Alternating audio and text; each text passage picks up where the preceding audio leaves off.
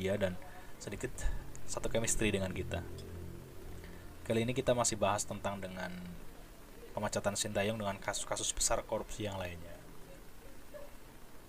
Kita dengerin dulu percakapan yang diberikan oleh Kak Olin.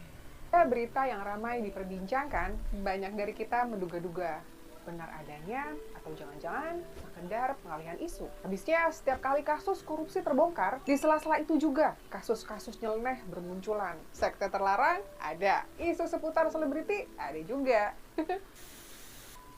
Welcome to All In with me, Olin. Anggapan pengalihan isu seringkali dilayangkan atas isu-isu nyeleneh, bombastis yang ramai diperbincangkan. Ada yang menganggap sebagai keniscayaan politik. Ada juga yang menganggap kalau anggapan tersebut cuma kekhawatiran kaum konspirasi belaka. Kasus yang paling banyak dikhawatirkan akan tenggelam dan terlupakan, salah satunya adalah korupsi. Yes, korupsi, suatu kejahatan yang masuk ke dalam ranah extraordinary crime yang sangat berdampak secara sistematik. Tapi nggak tahu ya, apakah karena kasusnya berbelit-belit atau karena ada pihak-pihak yang dianggap penting di dalam keterlibatannya, kok seringkali saat kasusnya diproses, ada aja berita yang tiba-tiba viral. Apakah memang ada kasus yang sengaja di-up agar fokus masyarakat teralihkan? Lagi-lagi ini bisa jadi hanya konspirasi.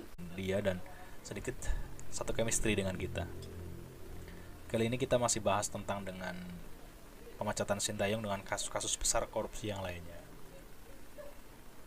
Kita dengerin dulu percakapan yang diberikan oleh Kak Olin. Berita yang ramai diperbincangkan, banyak dari kita menduga-duga benar adanya atau jangan-jangan sekedar pengalihan isu. Habisnya setiap kali kasus korupsi terbongkar, di sela-sela itu juga kasus-kasus nyeleneh bermunculan. Sekte terlarang ada, isu seputar selebriti ada juga.